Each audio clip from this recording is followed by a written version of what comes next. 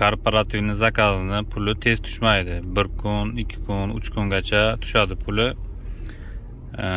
Balansga umuman ko'rsatmaydi, istoriya ham ko'rsatmaydi.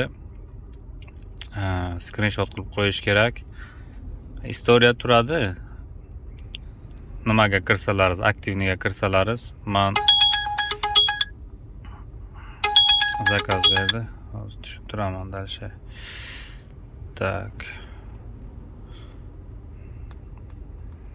Mana zakazni ko'rsataman.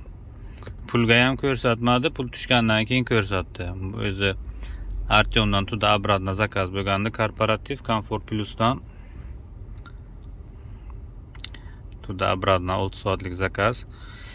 19.000 nachi pul tashlab berdi bir kundan keyin Yandex. Demoqchimanki, korporativ zakaz bo'lsa kutish kerak. O'zi yozadi. Пока обработка bo'libdi deb.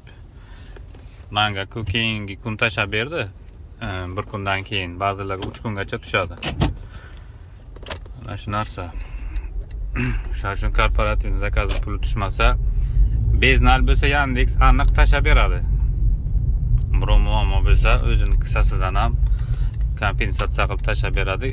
Keyin klientlardan oladi Yandex. Olib desa, ololmasa buni водительga farqi yo'q. Tashlab beradi Yandex. Впереди камера контроля. Ular qo'l ketmaydi hech qachon.